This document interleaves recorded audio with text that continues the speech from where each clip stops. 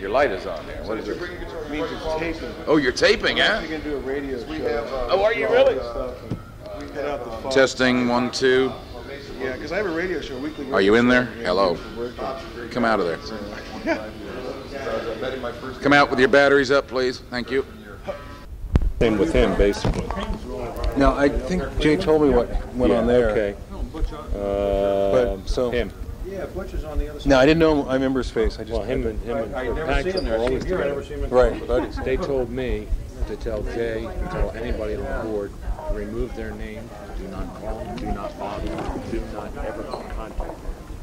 Wow. When was But that? you can call me if you want, Frank. Yeah, when was that? About 2 weeks ago, 3 weeks Oh, ago. like I've why? been on And the Find a Missing Cadet yeah, detail. chairman. Yeah. I know called of one. South America, I called Puerto Rico. Why? Did they say why? Wouldn't give me a reason. Strange. I asked him, I said, look, Frank, just do that for us, please. You know, we don't really want to have anything to do with Well, see, I understand that in some sense. I don't. It's not. A, yeah, It wasn't I the saw school, kids that. it was the people. Well, And certainly, you got to be able to certainly, separate. everything is. I mean, I look back. But at it, I saw and was kids that telling were somebody who were this not supposed to be there, just as and to me, there should have been a way out. I know there's, you know, and it's sort of like, I know there are kids that were ruined by this stuff because they were just not supposed to be there. I loved it. I enjoyed it. My we first liked year, it. I hated it. Sure. My squad leader was a motherfucking prick. Your first year? And if I ever see him, I will smack him right in his face. You know, I think I mentioned laughed his name now if I saw him. So. I mentioned his name to an old company commander who just came in. Yeah. You remember Larry? No, he wasn't there. 67? No, he would have been. This would Larry have been, was my 60. company commander in 1966, 67. See, my first year was 67. 7. I said, Larry, do you remember Kerry Wilson? I said, oh, you like him as much as I do. He said he was a little prick. I said, yeah, how well I know. I wish I could sit down with you and talk about who you've been in touch with, because that's part of what this whole thing is for me. It's so fun. So many people. And here comes Jason, people you won't remember the tall guy. No. Boo Parker. It's amazing how I can pull some of these names out. That hard drive is Tony full of good Betts. stuff. The guy behind him, I remember the name, and I don't remember him that well. Yeah. But he introduced himself again to me, and I dropped his name that quick. Right. Sure. The guy behind him, I have no idea. This is what it is. Oh, the guy behind him. These buttons are The guy what it is. behind him is Dave the Dude. The name's familiar. With the mustache. How are you, man? Not too bad. You're doing what? Remember Ralph Sandy? Hollywood or somewhere in California? You never I wish, yeah. What are you doing? I work for the RTC, so I'm Oh, soon, the to be resolution. soon to Trust, be okay. unemployed. You know, where do you live? In Los Angeles? Long Beach. Because, you know, Rosen and Crockett and all kinds of guys live out there. Really? It turns out that Rosen, I put him in touch with Crockett, and he calls him. They live a fucking block and a half away from each other. Been neighbors for 6 years. When Crockett looks out of his living room, Murray's house is at the bottom. You can see the back of Murray's house from his house. He had no clue. Been neighbors for 6 years and never knew. Thank you. These are all the guys in the class of '69. Bob DiGiacomo did this. Brings back a lot of memories, doesn't it? It does. Mike Templeman. Where's St. Angeles these days? He was a He good makes buddy. kayaks. He lives in North Jersey. He said he was going to try and make it. Yes. Court Van Cleef still lives in Charlottesville. He's into thoroughbred horse racing. Wonderful. Jim Murray owns half of the Philippines. Doug Godwin's a mortgage banker. How so? Well, he lives. His family's always owned land in Rizal, the Philippines. Very, very wealthy rice and rubber plantations. Godwin's a mortgage banker. They got rid of Godwin Building Supply. Sam Walsh, his name? Dave Hurley. He's still alive. He had cancer when we were seniors. Pete Swain's a tobacco auctioneer. Mike Templeman's in the computers. McIntyre's this guy's coming. Yeah. He's coming. Woody Cann and I went to William and Mary together. Woody, myself, and Dave Tinker. Carlos Granda is dead. Now your cousin is dead, I understand. Yeah. Bob McCroy. He's been dead for 10 years. He and I were real close. I used to see him. Him and Paris and I would get together. So how did he die? Got in a car accident. Who's that? Carlos Granda, this kid here from Puerto Rico. Yeah, he was neat. Yeah, that's what happened to Bob, although I think he did it on purpose. You guys probably remember this guy, my roommate, Johnny Carlin. Yeah. Went in the Navy, went to Vietnam as a medic, became a heroin addict, and rather than give him treatment, they gave him a dishonorable discharge. Yeah. And he has wandered the earth since then. His daddy's a lawyer in Fort Lauderdale. I just ran into it. Manuel Calderon, sure. Manuel Calderon. I told her, I said, I remember you. I was talking to his wife. He goes, Yeah, the stories. yeah, I was a good cadet. And I said, you're a liar. And he started laughing. He says, you do remember me. Oh, and our company commander. And, what was his name? My last year, I think. This guy? Yeah, what was his? That was And the fish, his buddy, and there was a whole crew of him and Larry used to always be together. Right, the buddies. Peckerel, who's now a state trooper in Florida, who hated drum major and gave it to me. I didn't want. Well, you know what's even more fucked up about that? My cousin Bob. Do you know what he was before he died? No. He was a cop. It won't be scary. Capitol Police. I mean, it was when he told me that one night. I said, "What have you been smoking for God's sake?" Oh, nothing. And he won't be here. Oh, okay. I didn't.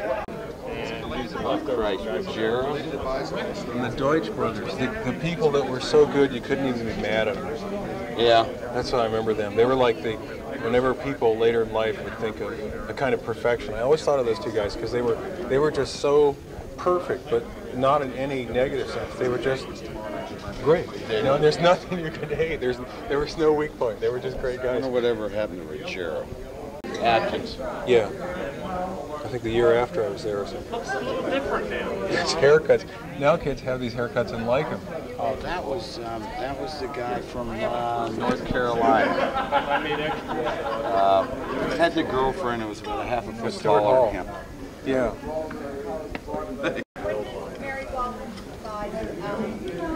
Some of them have colorized versions, huh? Yeah, I should notice that.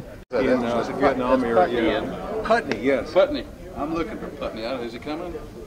No, you know, I was funny. I mean, no offense, but I was probably the only guy in SMA that parents weren't divorced or didn't want to ship them off because they were too busy flying around the country and doing this, that, and the other. Yeah. I was the only one that wanted to go. I started school when I was 5 years old. I was Jewish and born Jewish. I started school when I was 5, and a name out.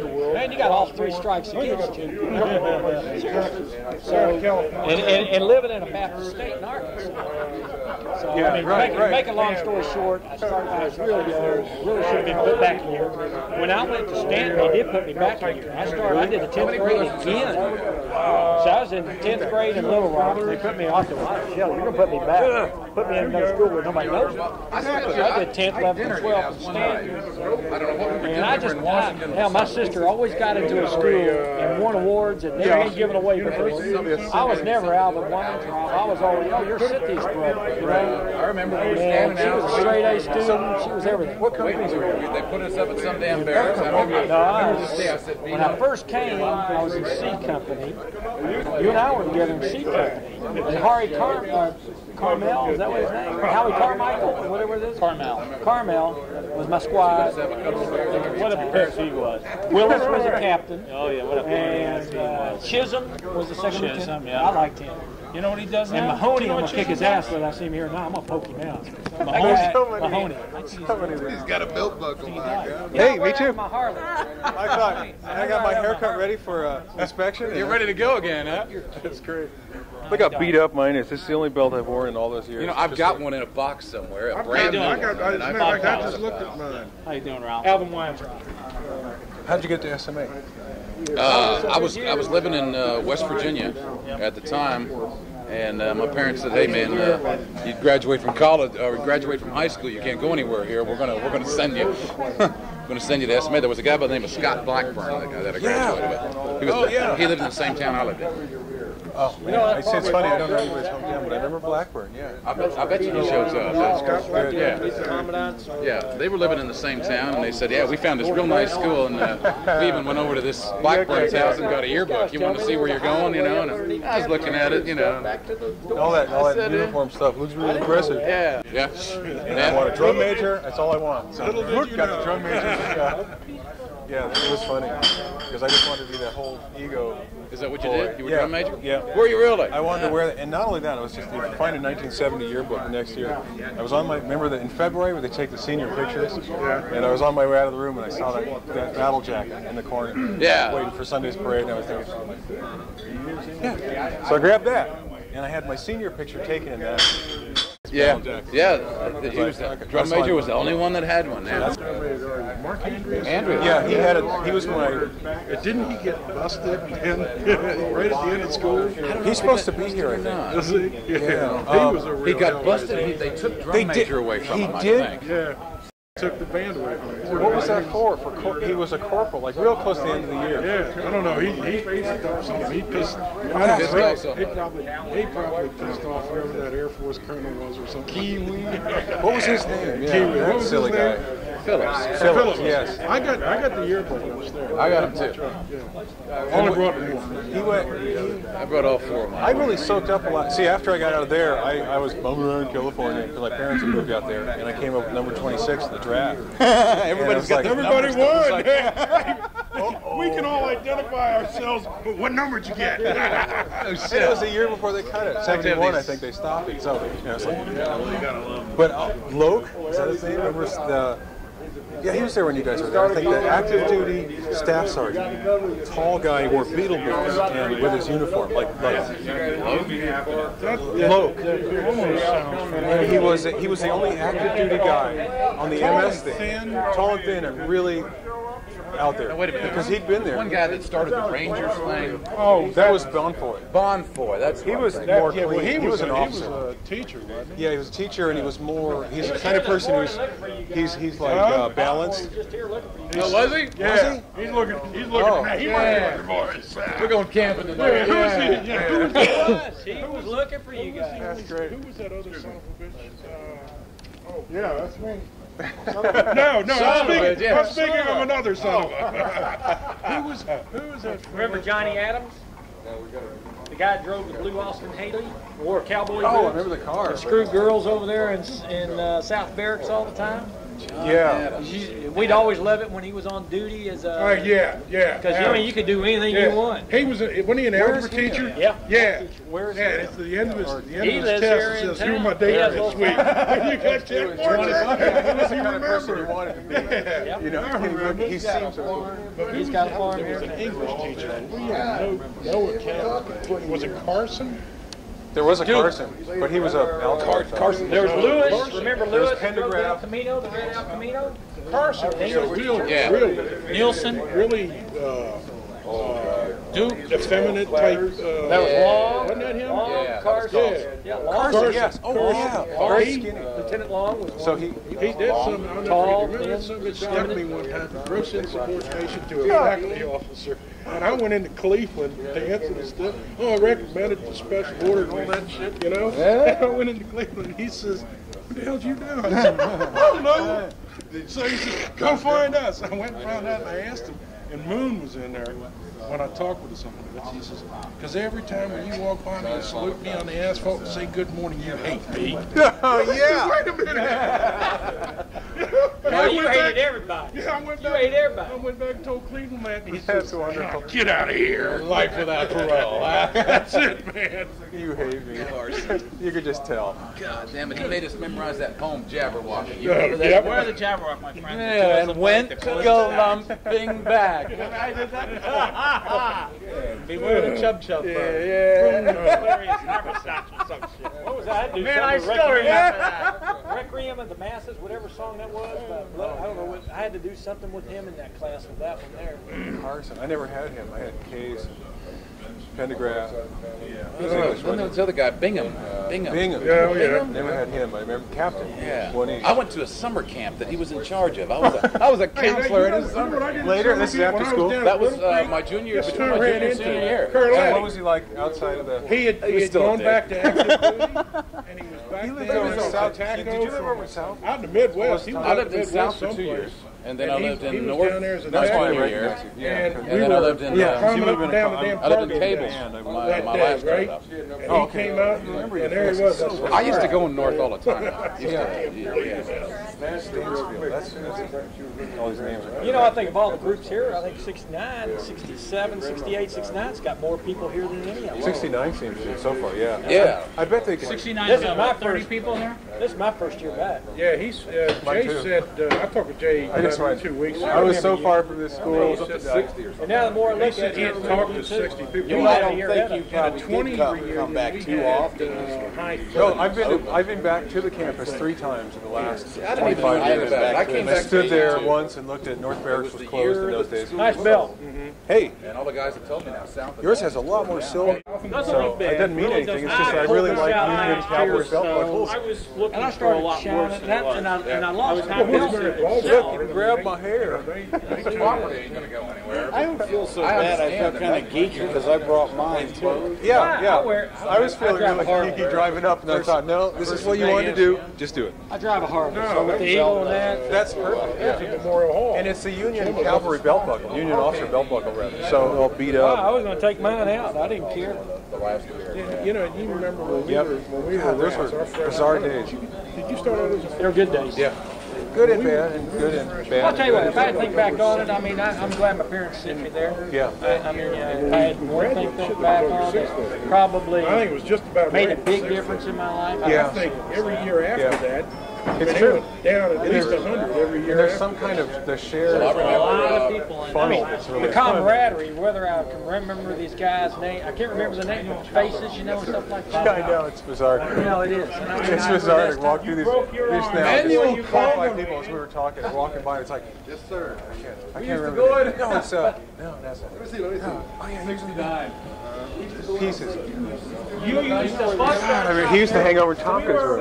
enjoy the Statue of Liberty building, and he'd come up. You know what's bad? This guy right here used to give me a hard time. Yeah, sure. This guy used to give me a hard time, but yeah, we get along well. Who did you want to hit?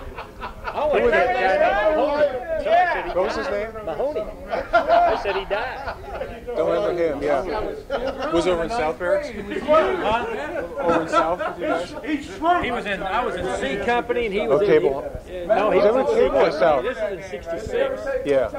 Peter Okay. Mahoney. Gave me a hard time. Who was your roommate? My Dutch son. What company were you in? Dark hair. Any company he wanted. First year was in 1966. Chisholm, Willis. Yes. Yeah, now That's I you? made Rat Corporal. No, I'm not Chisholm Willis. I made Rat Corporal my first year. You wouldn't remember me. Rat Corporal. That was my very first year. I think I was. We started 64, 65. 65 we C started. Company. David, I'm Alvin. I'm Nice to meet you. From Little Rock, Arkansas. So where do you live My in Texas first then? year, I live just away in from Dallas. home, was, My father could not handle me. Yeah. And I was no lawbreaker or not trouble at school. Charlie Delgado. Charlie's doing well. I talked He to could not. Reed Hearn. You remember John Paul and Lenny Greenberg? Sure. Greenberg. Remember John Paul? Sure I do. Remember John Paul? A building I was working in for a year. I walked by this guy, kept looking at him, looking at him. Who's John? He's new down here. Great. What stops me to make up? My second year.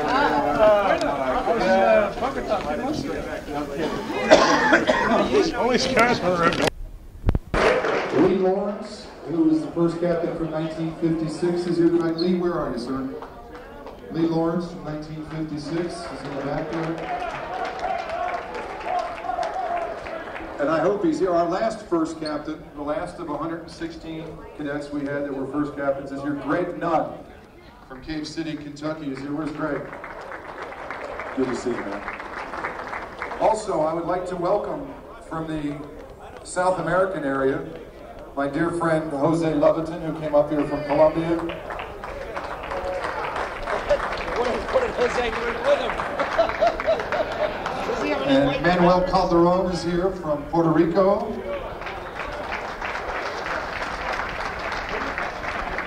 And Larry Atkinson is here from out in the Vancouver region of Canada. Larry, it's always a pleasure to see you.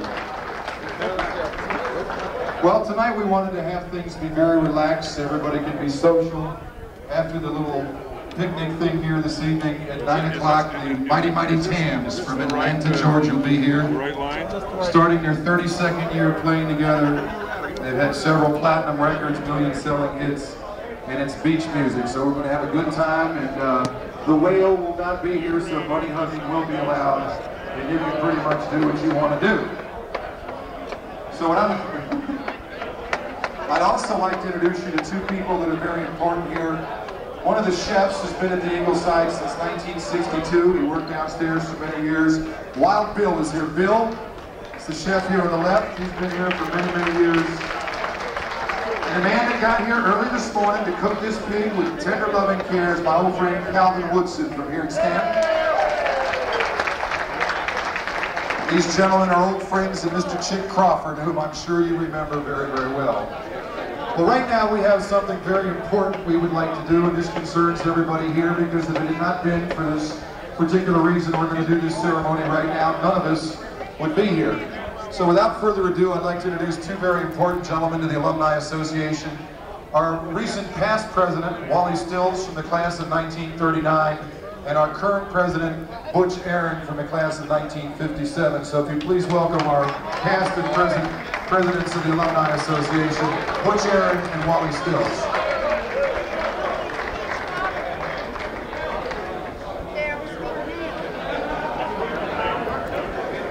Thank you, Jay. I'll ask for your attention, please, because we have quiet, please. This is a very important point here. Some years ago, before most of us were kicking around, a cadet came to this academy, spent 3 years in the band, and then joined the service company, and he's been serving us ever since. We'd like to do honor to that gentleman tonight. Our president, Butch Aaron, will make the presentation, but Horace Parsley, front and center.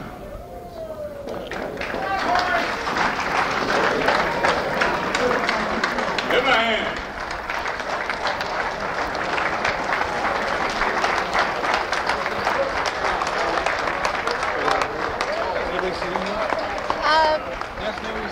Well, not right now. You can sit there and I'll eat. gobble this and then move. Yes and no. Yes. I'd be happy to do it right now. Ladies and gentlemen of the court,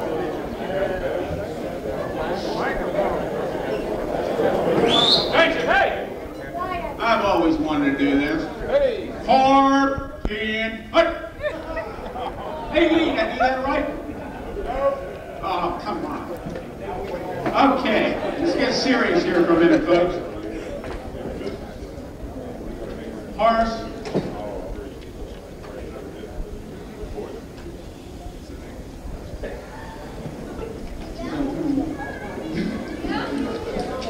Horace is a class of 1924. We're going to give him a plaque to honor him for the many years of service to SMA, the years that I've known him, and the years before I came on board this organization. And I'm going to read to you what we have here. It says, Horace Parsley, class of 1924, is hereby granted a lifetime membership in the SMA Alumni/Association Foundation, with appreciation for the many qualities that make him so special to so many, for his counsel and decisions, his leadership, and his financial support. This expression of thanks is made with deep affection and sincere gratitude by order of the Board of Directors, July 1994. And of course, I'm the president, that makes it a big. Horace.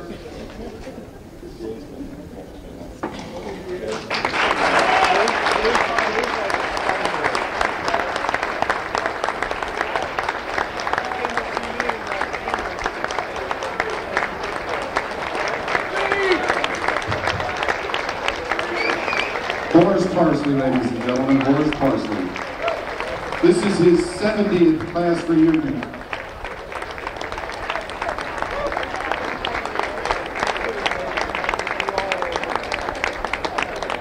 And I want to tell you exactly what it was he did not too many years ago, just so we can set the record straight here. Stanton Military Academy was started in the year 1860 by Captain Cable, who served as a cavalry commander with Mosby's Rangers. It was founded in a little town south of Charlestown, West Virginia, known as Cabletown, which is right on the Shenandoah River. The school was called the Charlestown Male Academy, and it was open there until 1884. When West Virginia seceded from Virginia, it became a separate state. Take notes, huh? Earning the lasting enmity of Jim Moss and a variety of Virginians, Captain Cable decided the hell with these Yankees and picked up the school lock, stock, and barrel and moved it to a hill in Staunton, Virginia. Started the school with the old administration building, which is actually the Cable home, and changed the name to Staunton Military Academy. Several years later, one of the barracks, East Barracks, which was located over the supply room, was a wooden structure burned down. South Barracks, and the cadets began living in tents on the hill. South Barracks was built in 102 days, working at night with Valley Limestone. It was a major undertaking at the time. And a lot of us that live in South Barracks, well, there was nothing like the experience of South Barracks. Getting up at 3 o'clock in the morning to relieve yourself on a nice February morning when it was about 14 below zero, or taking a shower and someone would flush the toilet, and the only time there would ever be any hot water would be that 3-second burst of scalding hot water, that if you didn't know how to time it, you would burn your ass real good. Everybody nodding and going, yeah. So the school was controlled by the Cable family for many, many years as basically a profit-loss company. It was not incorporated. And in the early 1920s, Colonel Cable, who was the son or grandson of Captain Cable, had built the school into quite an institution. It's the oldest military prep school in the United States, and for many, many years it was the largest military or largest preparatory school in the South. We had a lot of great athletes. One of them is going to speak tomorrow night. His name is Bob Spears from the class of 1948, and he's here this evening. Bob, could you stand, please, for just a second?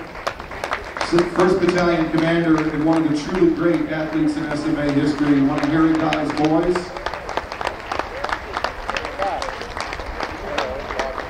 His father was football coach at University of Minnesota and was the man that recruited the great Bronco Nagurski, which helped the athletic tradition at Staunton because a lot of Big Ten football players that obviously didn't have the grades to get in came to Staunton and played prep ball, and then went back to the Big Ten school with their choice where they had a scholarship and were able to play.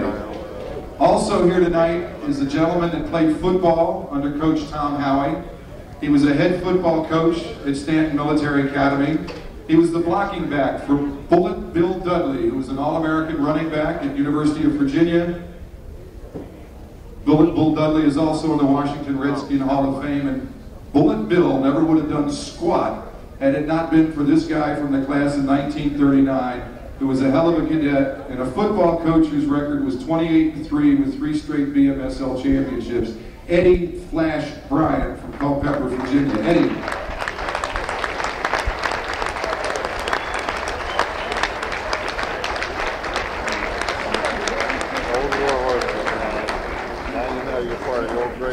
And so throughout the 20s and 30s and 40s and stuff, the school's reputation began to grow. In 1933, right after Roosevelt was inaugurated president, the schools in Washington, D.C. were highly segregated. James B. Early, who was Roosevelt's press secretary, sent his son to Staunton. When the rest of the cabinet came into town, they asked, "Where's your kid going?" So a great number of the Roosevelt cabinet people sent their children to Staunton Military Academy. We had people come from all over the world. Almost every foreign country had a cadet here. And most of us gringos learned how to speak Spanish, first by learning all the swear words from our friends from South America and Central America. The school grew and flourished. In 1973, the Cable family had grown to such a point where they found it unprofitable to continue to divvy up the money, and they sold the school to Lane Leffler, who was in the class of 1952. He was a golf course developer, spent all his money to buy the place, didn't have enough money to market things, and the school went out of business in 1976. I was at the school the last night it was open. I heard him play taps in South Barracks the last time. And I decided at that time I would get involved in the Alumni Association, which basically was non-existent. And over the last 10 years, I've traveled around the country with my band and gotten in touch with a large number of my classmates and friends. And I appreciate you guys coming here tonight, making a sincere and distinct effort. Bill Crockett flying in from California after being in court this morning and stuff. And I appreciate the attention you got. David Badoon, my dear friend, who drove all the way here from Dallas, Texas. And tonight, what we're going to do is we're just going to have a good old-fashioned great time. When we were cadets, none of us were allowed to drink, though we sure did that every now and then. But tonight, you're allowed to drink, raise hell. There will be no reveille tomorrow. The business meeting starts at 10. So I hope everybody has a great time. Enjoy yourselves. And we got a lot more stuff to do tomorrow. We have a banquet tomorrow night. My band is going to play. We're going to have a lot of fun. So I hope you all stick around and enjoy the weekend. Thank you to you all for coming and enjoy yourselves at the SMA 1994 All-Class Reunion. Thank you.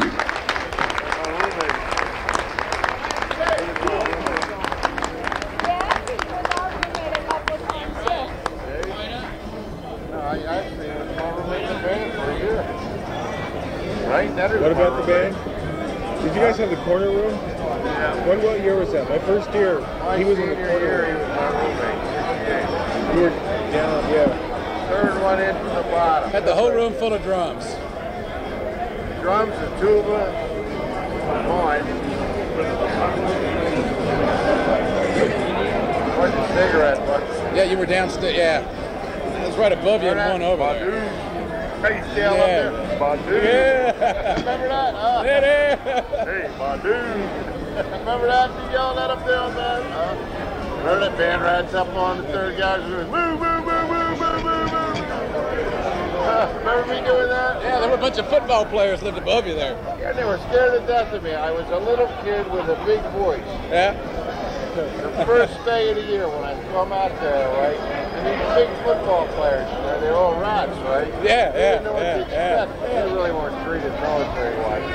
So I'd get out there on the first gallery, right? And I'd yell out there, rats up on the third gallery with your blood, move, move, move, move, move, you know, like that. And all these kids would be flying up there and standing at attention with their whips. And these guys like, nobody listen to this little poor boy, you know? Walk down the road, so, who killed Kennedy? Ooh! Yeah, you got 5 extra points because you live there, see, so. Who lived on the other side? Morgan and well, Morgan came back mid-year. Yeah, but it was Mike Sin. And then it was me and Holloway. Wow. And then who was down from us? Brittingham and Brittingham was gone that year. No, Brittingham was the same year I was. Yeah. What was it? Your room number was 512? 512? No, I was in 415. 415, yeah, because I think I was in 512 that year. Yeah. So I was down. I went 615, 518, and 415. Yeah. Which way did we go? Up or down? Was that 412? If you were going down towards the corner, you were in 4. Did we really do this shit? What's that? Yes. All this stuff. I mean, it's like... You were 17. It's really bizarre to see how little people change. You know... Yeah, that's right. On the drive back just now, I was since I think in '69 was sort of the best class. 47. I don't know. In just the characters that I see. Yeah, you were. I have. How many years did you go there? 67 to 70. 3 years. Yeah. And I watched. You're right. You don't remember a whole lot. Yeah. You see, I remember a ton loads. I started as a freshman. And there were a ton of fucking people that started as a freshman, you know? And I saw that gradually go down and down and down. As kids left? Yeah, that freshman class was shit, you know? And it got smaller and smaller and smaller. I guess Norton didn't. I just mean in seeing like Jay and everybody else around here and kind of synthesizing all of that class's experience. I think, there's something really 68, 69, 70, somewhere in there it peaked, yeah. And then after that, then it was like stuff that some of these other guys are talking about that are after us. Well, I think you were seeing, you know, the finance. I don't know what it cost. Back when I was going there, I think it was like $2,000 a year for me to go, which was a lot of money back then. $2,000 a year, $500 for you. But I'll tell you what. That included food. Yeah, try to feed a kid, clothe a kid, and send them, and multiply that by 5 right now. No. Divorce the woman and see what she gets in child support. Yeah. Okay. Really? I would have much rather sent him to military school. Really? When I used to pay in child support, I could have sent my kid here. Military school ambience sank in. When there was a guy named Terry Sanford, remember him? Yeah. To the bottom of the hill. And it was kind of like, that was the first time I realized, oh, this is how people get to this school. This is how some folks, that's the road they, you know. What was the little thing? Because for me, it was entirely voluntary. The little thing. I looked in the catalog for the largest parade. Clipboards. Yes. That's one I want. Well, let me tell you a better one, And I though. want drum major. And I never did this until I moved over to North Barracks. Yeah. You take apart a bunk bed. Yeah, we did that too. Particular bunk beds that had rails like this, and then they would turn. Yeah. Now you put 5 guys on a set of bed springs and go down the hill.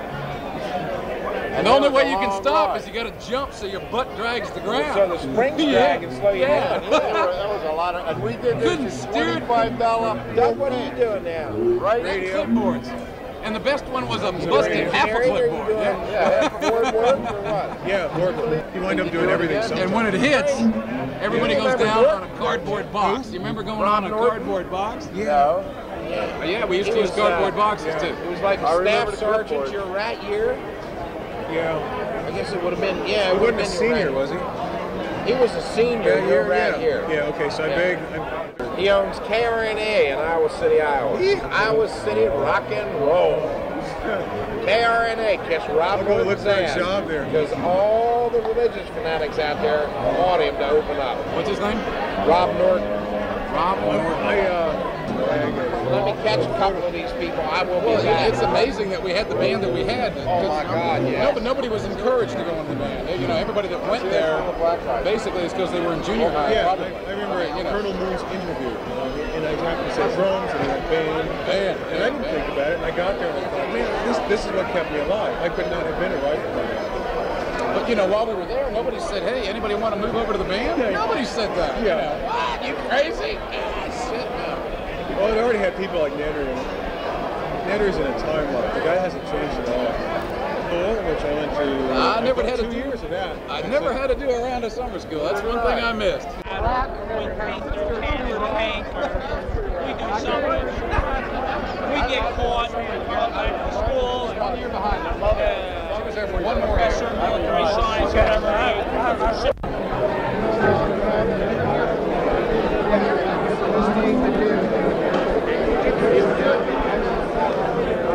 Tomorrow morning we have a business meeting next door at 10 o'clock, from 10 o'clock until noon. Tomorrow evening the cocktail party starts in this room at 5 o'clock, and the banquet starts at 6. It's good to see everybody. I hope you're feeling good. Have a good trip here. Ready to raise a little hell, have a good time. We're going to turn this into a big beach club tonight. In a short while, we're going to lock the doors. We're all going to get naked, get in a great big pile right here in the middle of this room.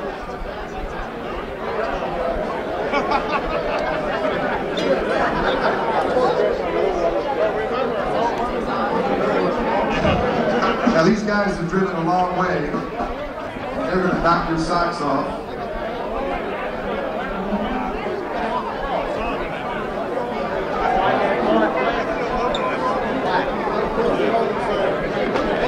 Well, are you all ready to party here on a Friday night? You can make a little more noise than that. Are you ready to party here on a Friday night? This isn't study hall. You can express yourself. Do we have any Hellraisers out there tonight? Make a little noise. Yeah, now you're talking. Here we go. Go get him, Matt.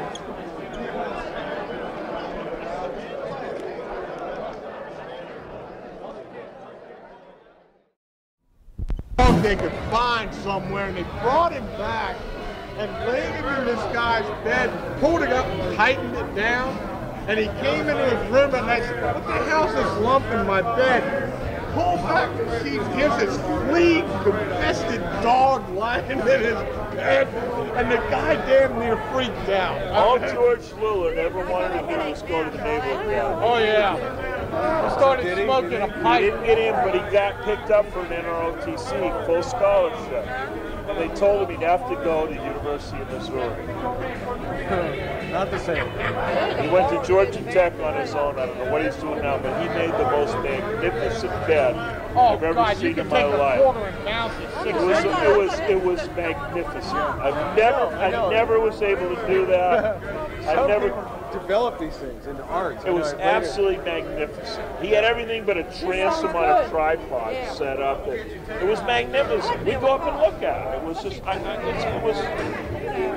mean, whatever it is that you do in life, you know, unfortunately, you know, the crescendo at 18 over beds, you know, is very strange. But that was ingrained in my life, so it all makes sense. And who spit at the same time, I just didn't do it. the whole field?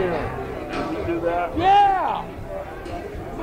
Cutler used to bring him his goddamn shoes to the room. Pittsburgh would always go, but sir, that's it. Don't you but sir. Finally, pitcher turned around and put the eraser on the thing, put the chalk down, and turned around and looked at Hertzberg with his sternest look.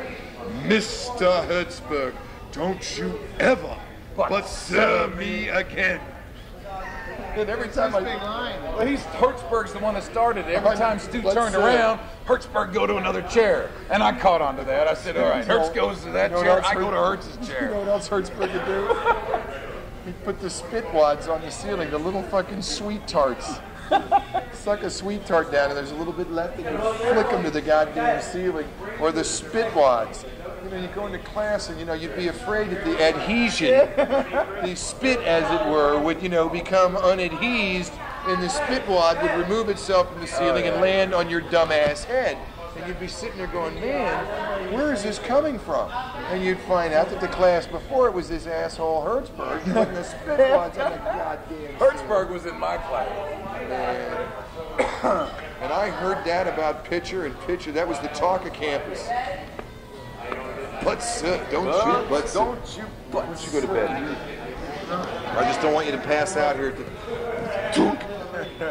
Domeroy's no fun. He's fallen over. I'm sorry, guys. I didn't mean to be rude. No, I think you have a life. You get up with your wife and child at probably a normal hour, and at this time you've been in bed for several hours most of the time. Yeah, it could be. Economists do not lead a wild life. They're just not, you know, it's not naked women and screaming and yelling and drinking booze and hollering till 5 in the morning. What really did it, I think it was 3 glasses of vodka followed by 2 beers. Oh, you see, I can't drink vodka. Every time I drink vodka, I vomit. Well, you better whop.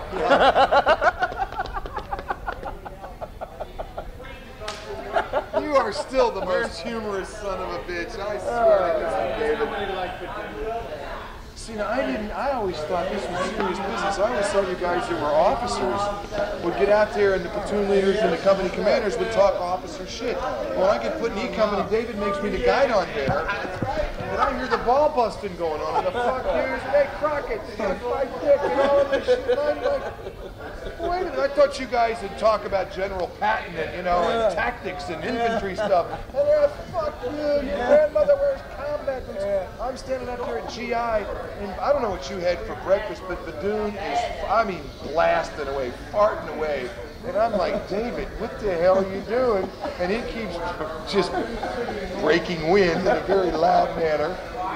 And, you know, it's just completely out of control. This is GI. I'm there set to kick me out of school. I'm trying to be military so I don't get any more trouble. Ignatz is over here, you know. Him and Crockett are giving each other It used to come in the spring, didn't it? It was like the end of the year. April. Yeah. And this is It was the mystery meat. This was the first time I'd ever heard a battalion commander scream, "Piss in your shoe." And Badoon repeats it.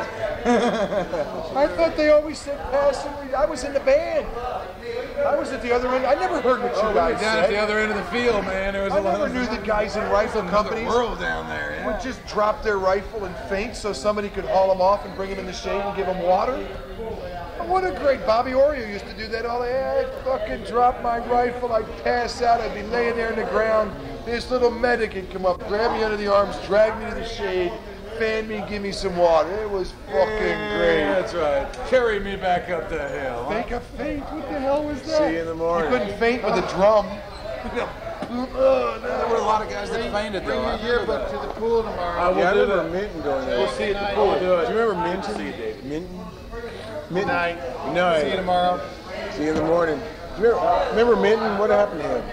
He went over one afternoon and crushed his horn. I remember hearing thump, turning around, and he crushed the bell of it. Right. Yeah, it was just flat against his chest. Where is Hurley?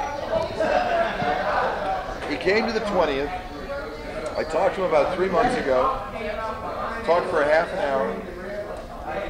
I called him 3 more times, talked to his mother, left messages with his mom, as opposed to the answering machine. Left messages with his secretary at work. He would never return my calls. Oh, really? You know who else?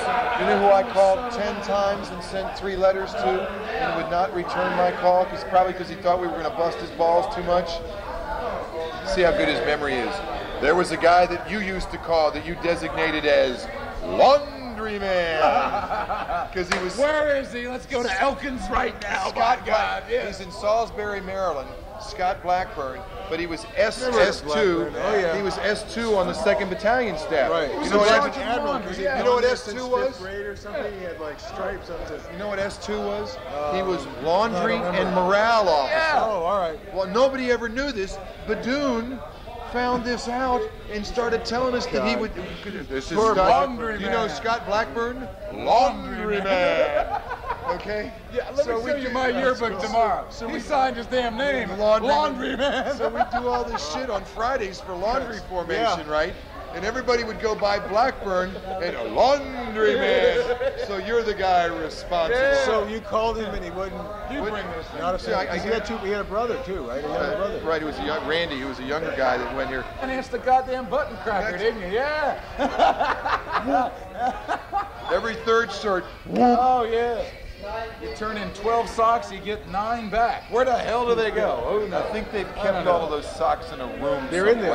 I went over there last night. I think they made light globes out of them. The same ones they used to sell us for $10 we can break. Exactly. Light globes. The important. I don't think anybody had a good time here. Oh man. Are you glad you came? Oh yeah. See, we get a group of us that come every year.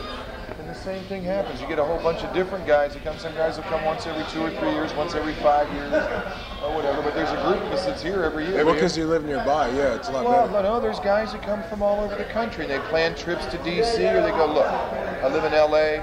Life's very fast-paced here. I live in San Francisco or whatever. I'm going to go back to the valley.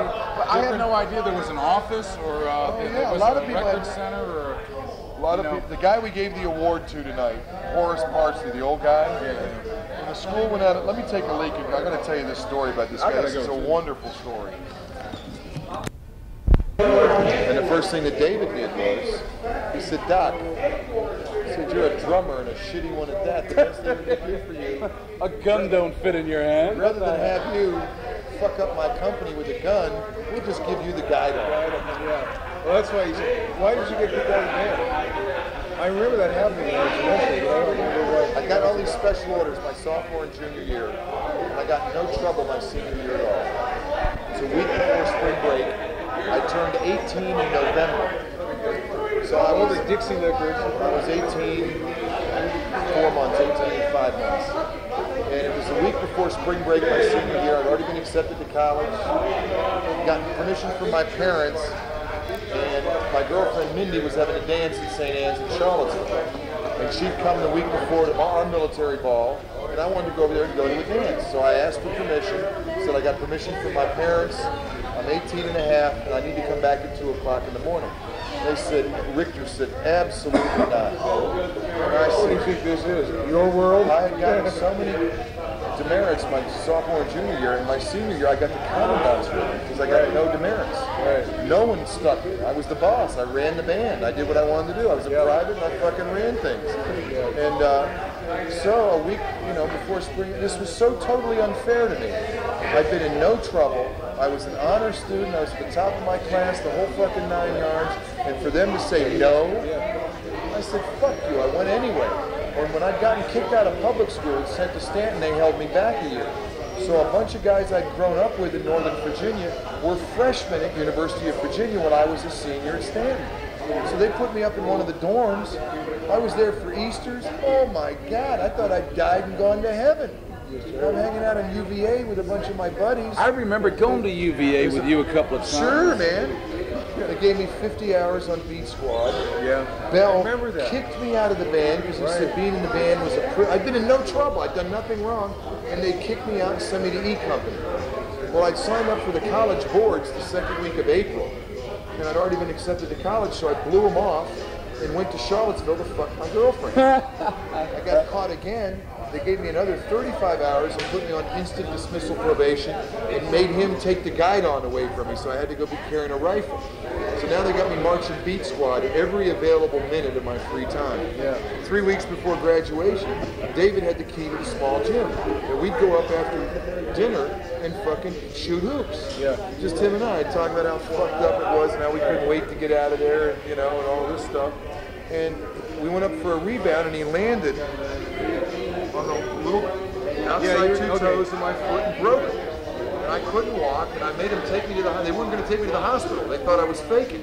And I had to call my dad. He had to call Colonel Dye and threaten to come. He said, Colonel Dye, if I got to come down there and take my kid to the hospital, I'm going to sue you and every motherfucker at that school. You're going to be in court for the rest of your goddamn life.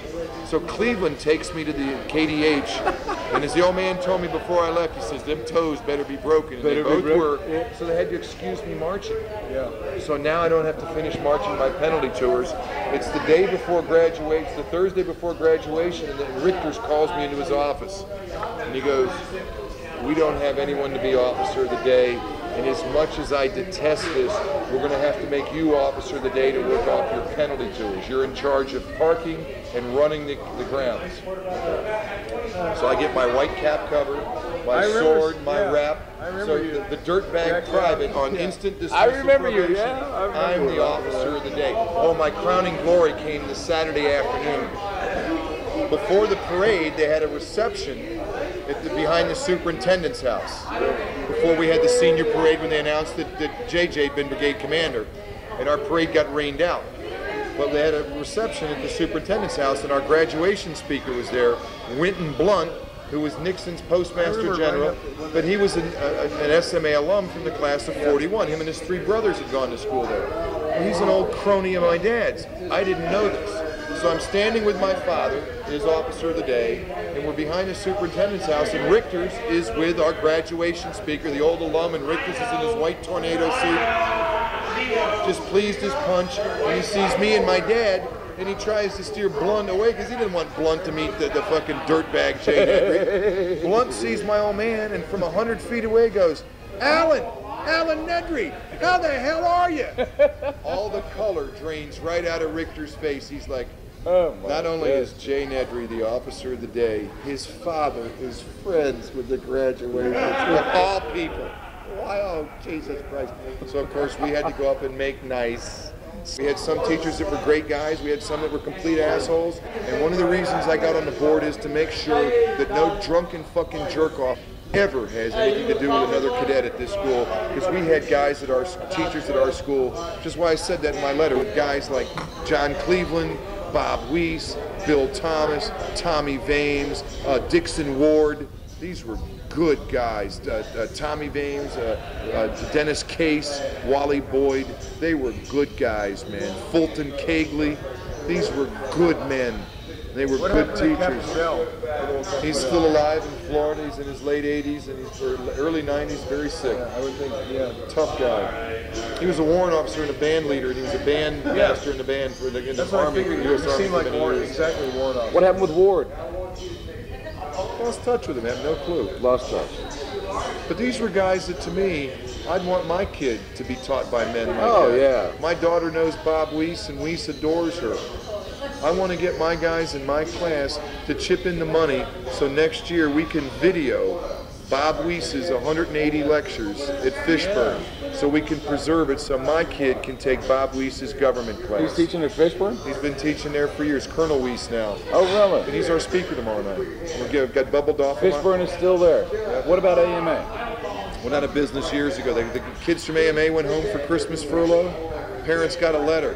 Fuck you, we're closed. Send them back? See ya. Oh, really? You got to pay the tuition in September. And then last year, a couple of hustlers came down here and tried to raise money from the local community to reopen it. It was all a scam. The people are in jail. Oh, really? Really bad shit. Well, my senior year, Pomeroy was my roommate for a while, and then Dave Hurley moved in there. Dave Hurley was, I don't know what the fuck he was. He was in charge of luggage. S2. Yeah. Luggage. He was in charge of, when you come there, yeah, you got to put your trunk somewhere. He was the brigade supply officer. Well, he's got these keys. We get to digging around down in his fucking trunk room, and we find this big fucking piece of wall-to-wall carpet. So we say, hey, we need this in our room. We put the fucking carpet in our room, right? All right, it's graduation day, and it's Richter's. Richter's that says... Because your room never got inspected because you were a company commander. Where's our red carpet that we put up here for graduation? They couldn't find the damn thing. Hurley comes running in, we got to get rid of the carpet. What's up? They're looking for it. So we roll the son of a bitch, we hide the son of a bitch. They went out, they had to buy a new goddamn carpet to put on the damn thing for graduation day. And it was a blue one. Yeah. Well, it was a tradition in the band to skip baccalaureate. Okay, and I had to go, I did a march in the band to go to baccalaureate for years. Now I'm a senior, I'm an E company. I wasn't going to baccalaureate and sitting in that hot, sweaty fucking I don't remember going myself. For any reason. So Templeman and I stayed in my room in Cable Hall. In your room? Oh, in the room. And Phillips walks in. Little squinty eyes. We're listening to damn Disraeli Gears by Cream. Yeah. Okay? A bum, bum, bum, ba bum, bum. And Phillips goes, gentlemen, report to the armory immediately. Check out 203s and commence marching penalty tours on the asphalt until you graduate. This is like at 9:30 in the morning. And Templeman and I looked at each other like, what planet did this asshole just get in? And we start laughing. Phillips is getting madder and madder, and Templeman and I, tears are rolling down. March I ain't doing another goddamn thing ever. 3 hours, I'm out of here. I laughed my ass off. Fucking guy. Go check out a weapon and start marching beat squad on the asphalt. Excuse me, Colonel Phillips. 1, I'm officer of the day. 2, I'm graduating in 3 hours. 3, I'm excused marching. I'm not going. 4, 5, I don't give a fuck. And 6, if you don't get out of my face, somebody's gonna hurt you. We ain't gonna put up with this shit, you old Kiwi. And I'd be out there as gate guard. He lived down next to Dodge. Yeah, he lived down that hill there. I'm fine, man. Thanks. And he would show up at Reveille drunk. I'd be here at the gate. My mother and he were good friends. My mom and Irma Smith, Ricky Smith's mom, would stop by and have cocktails on Sundays after the parades and stuff on their way home. Have a thing. And see if you remember this story. I had gone AWOL and came back after taps, like 11:30 on a Saturday night, and I'd been reported absent taps, absent bed check, serious business. So they knew that I had not come back to school, and this was like March of our senior year. And they had Kim Langley answering sticks. They would alternate at the end of the year between Crockett, Atkin, and Langley answering sticks. And Phillips was in the room standing behind him, overseeing this stuff. So I come in, and here's my dear friend Kim Langley answering the stick, and I got my whole company standing around there, and they were so used to my bullshit stories that because every time I could give Cleveland a new and unusual excuse, he'd let me off. I missed Reveille 5 mornings in a row one time because I had medication that put me to sleep. In Cleveland, I told him I couldn't hear the bells, so he gave me leave to go out and get an alarm clock. And I went down to the Holiday Inn, never bought the alarm clock, mixed Reveille the next day. And he called me into his office and asked why I didn't use the alarm clock. And I said, sir, remember this? I said, sir, somehow in the middle of the night, the hands fell off my alarm clock. Remember that. Okay, I used that excuse with a straight face, and Cleveland took it off, okay? So I've now run out of excuses. I'd done the one where I missed Reveille because the doorknob fell off on the inside. My transom was glued shut. I couldn't crawl out of the transom. So I come in there, and Langley's like, oh, Jesus, I can't wait.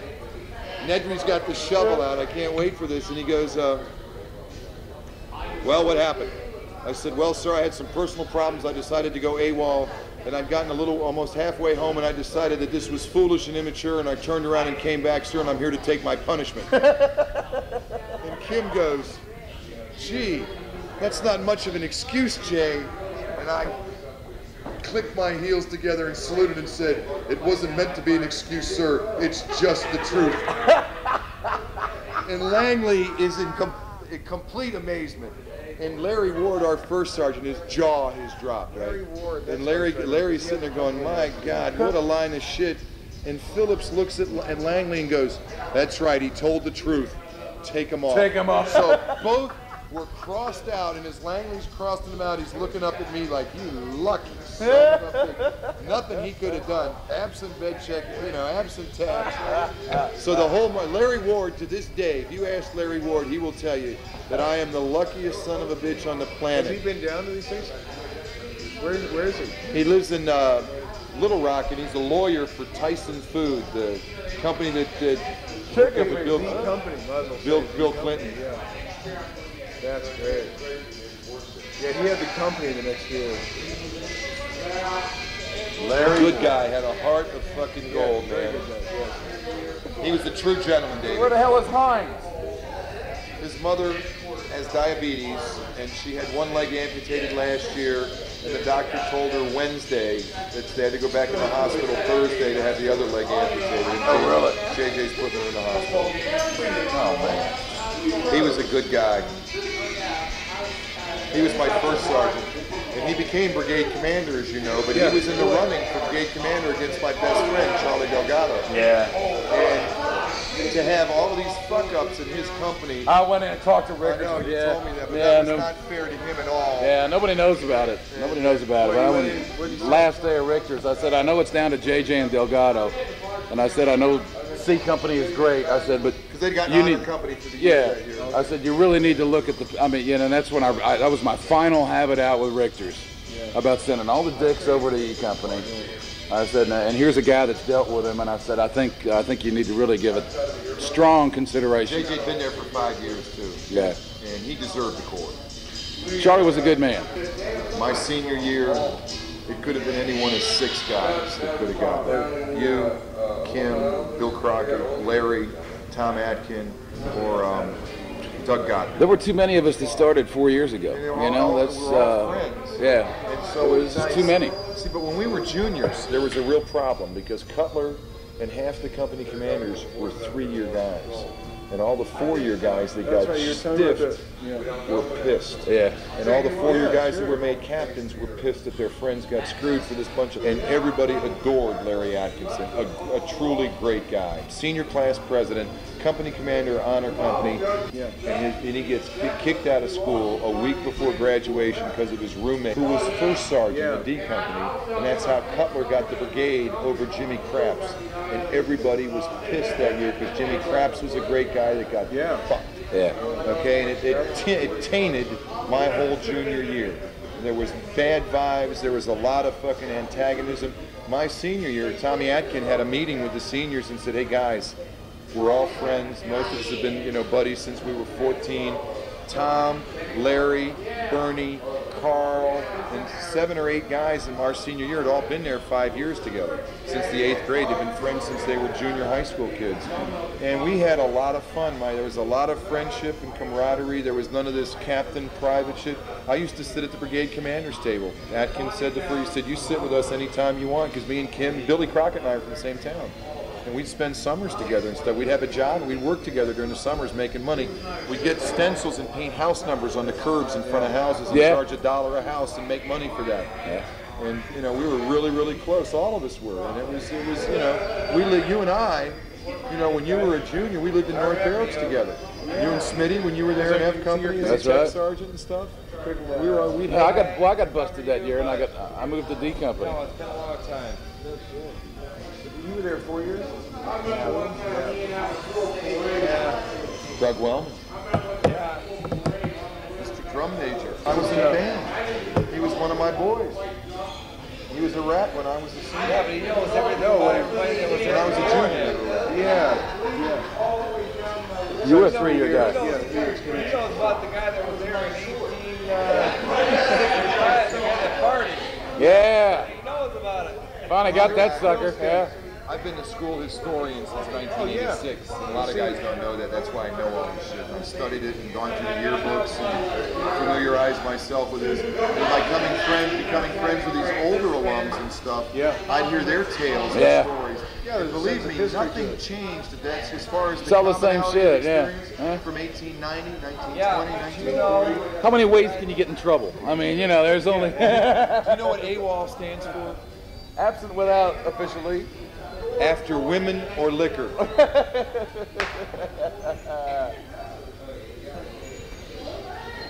Did you bring your strap? I don't have a strap. What do you play, Les Paul or? I had a strap. SG? I have a Paul. I know Paul very well. Oh man, known him for years. You know how he made his money? He went to Meriwether Post Pavilion, which is an outdoor concert. And I really don't give a shit how he made his money. I know he took my money. He made a guitar and took it to Meriwether Post Pavilion and gave it to Carlos Santana. And Santana started playing a Paul Reed Smith guitar. And all these other guys said, Jesus, where did you get this? The kid's a guitar maker from Annapolis, Maryland. Showed up and gave the guitar to Carlos Creek, and then all these people started ordering from this guy. And now, probably the greatest thing he ever did, Major business. Hey, from Annapolis? I live in Northern Virginia, Annapolis, maybe 50 miles. You lived in Annapolis before. Me too. My dad used to sail on his boat was at St. Michael's. Tomorrow. Say goodnight to him. He's occupied. You can't interrupt. Vignana, man. Hasta la craccia, my man. Oh, I'm gonna hit it myself, man. On beat too, somebody's camera too. It's mine. That's probably the strongest influence was moving my rag. You're moving in with Mike Paris and people like you and Paris and a couple others had soul. I came from Moya. I'd never heard soul. Soul. And then the band hit downstairs during the dances just knocked my socks off. Green pants and white jackets and little dance steps and. Did the Commodores ever play in our? No. We had the Esquires, the Showman, Arthur Conley, the Tams, the Fabulous Five, Bobby Collins and the Fabulous Five. That's great bands. Booker T and MG? No, we never had Booker T and MG. See, we should have. We were supposed to have the Intruders. We were supposed to have Clarence Carter, but he didn't show up. Not when we were there. We had a group called Ron Moody and the Centaurs played for our military bar all my senior year. Our senior year. Yeah. And he played in college for me. And I had him come back and play the reunion in '87 here. They're still together. I'm trying to have him come back next year. Still got the horns and do the medley, a 40-song medley that they do in 50 minutes. It was called the Soul Train. Oh, really? And they did. It was amazing. Every old black song you've ever heard. Yeah? And I mean, it was a 50 30 bars. They just ran through it and just kept segueing. And it's great for dancing. You can just keep going. Yeah. They did a Drifters thing, a Platters thing, a Tams thing. It was great. See, next year I want to get the Platters and the Drifters. Let me just do an event like this and get people to show up and. Does Stuart Hall have these things, reunions? They're not as All right, here's a little bit of rock and roll trivia. Mr. Postman, who's the drummer on this song from Motown? One of the great drummers in Motown history and one of the greatest vocalists in soul music history. So I'm not good on soul. Oh, man. I'm from the West. He would be a good vocalist. Marvin Gaye. You know who's singing the male backups in this? Little Marvin. The Four Tops. All of these bands and the Temptations and Four Top songs, the girls that would sing the backups were the Supremes. They would all sing for each other and stuff. Somebody needed a guitar player. They did an album, The Temptations of the Supremes. Sure together. did. That was a dynamite album. Yeah. Live at some. It was the Tammy Show. It was taking care of the TCB. Taking care of business special. That's right. On national television, and the Temps came out, the Supremes came out, they all came out, and the Four Tops joined them in a medley at the end. Right. National TV. I remember that. I spell my name Danger. Danger. I was sitting at my office desk reading my name backwards on my office door, and it said Regnin Kissner. It was pig night at the old Mummy Pus Sigma house. I was standing under the dwarf maple with Nancy. Was Those it guys are Melanie Underhill? And meanwhile, I carved my way through a wall of flesh, dragging my birch bark canoe behind me. The guitar player in our band, his name is the Senator, and we had a bus that we used to travel in, and he was drunk as a lord one night, and we could not get him to get on the bus.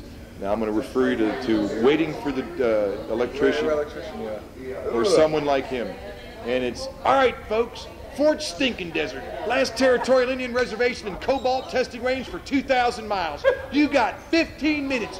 Get him while you can. And you hear all the people shuffle off the bus, and you hear this one guy go, "Hey, Native American brother, why don't you show us a colorful replica of your historical past and show us the Indian dance?" And this other guy goes, "Yeah, we want to see the dance." "Yeah, the dance, the dance." And you hear the guy pull out his gun and now they shoot at your feet to make a dance. And you hear the tour guide go, "All right, folks. Fun's over. Put the Senator back on the bus." So we're outside at this concert, and I'd tried everything in the world, and I finally said to the road crew, "All right, fun's over. Put the Senator back on the bus." And ever since then, we've called him the Senator. Now he'll tell you that. Well, why do they call you the Senator? Well, after 3 or 4 shots of Jack Daniels, I start speaking from the floor. I'm not running for office. I'm running from office. So we made him the Senator, and he was such a famous personality. Those guys listening, they just handed me an $80 check. There must be a mistake. That's one thing I wish we could do, is put together all of the Super 8 movies that were generated through the years, you know? Well, my senior year, when I was on parking detail, I was standing between the cement stands and the wooden stands that the Howies were performing Saturday morning. And we had the Marine Silent Drill Platoon, and you guys had learned how to do that thing where you'd throw the rifle over the platoon with the bayonet, and the last guy would catch it. Well, Lou Stathis stabbed himself in the leg. It happened 50 feet away from me. That little son of a bitch didn't. He skipped off. No, they were marching off the field. He got right by us and then collapsed. I put him in the back of Richter's Toyota, lifted the hatchback up, and drove him to King's Daughters Hospital. Wow. And he and I went to William and Mary together. Oh, great. He came, started the year after I was at William and Mary. I remember him doing that. We used to call him Lude Stathis. Yeah. He was a Lude. It was just this big blotch of red on that white duck. Well, and the reason I brought that up is Doug Godwin's mother was standing about 10 feet away from me and videoed on the little Brownie Kodak 8mm camera. And Doug, I wrote him a letter for the reunion. I said, "Doug, please get that video and take it to your local video store and get him to transfer it onto VHS so we can show it at the reunion. Because our guys, we can show it on the big screen TV and the live."